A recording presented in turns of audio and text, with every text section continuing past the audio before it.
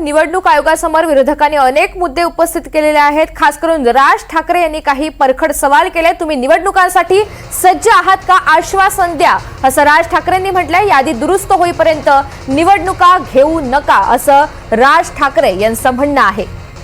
अधिकची चर्चा करूयात। राहुल आपल्यासोबत आहेत। राहुल कुलकर्णी। राहुल, राज ठाकरे यांची ही भूमिका, ही मागणी किती रास्त आहे?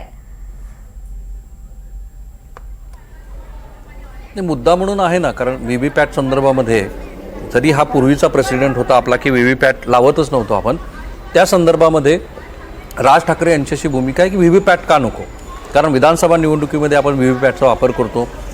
स्थानिक स्वराज्य संस्थांच्या निवडणुकीमध्ये गण गट आणि नगरपालिका महानगरपालिकासाठी निवडणुका होतात, तिथे तुम्हाला व्हीव्हीपॅट लावणं आणि त्याची पडताळणी करणं हे खरोखर कितपत व्यावसायिकदृष्ट्या प्रॅक्टिकली शक्य आहे हा खरा प्रश्न आहे।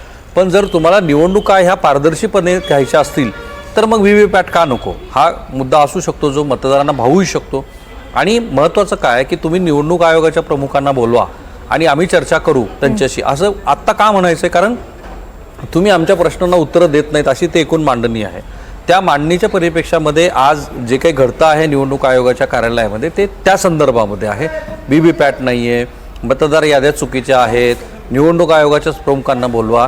कारण मी जे मगाशीपासून सांगतो आहे की निवडणूक आयोग हा कसा सत्ताधारी घटक पक्षाला अनुकूल काम करतो आहे असं महाराष्ट्रातल्या मतदारांना संदेश द्यायचा आहे, त्या दृष्टीनं ही मांडणी आहे। आणि दोघांची आक्रमक भूमिका दिसते आहे, कारण आज हा मोर्चा होतो आहे, हे निवेदन द्यायला ते जात आहेत, तर त्याच्यावरती मुख्य प्रवाहातल्या माध्यमांचं सगळ्यांचंच लक्ष असणार आहे। उद्याही त्याच बातम्या असतील आणि जो गेली काही दिवस राहुल गांधी यांनी मांडलेला मुद्दा आहे त्या मुद्द्यालाच आज पुढे घेऊन जाण्याचा हा प्रयत्न आहे।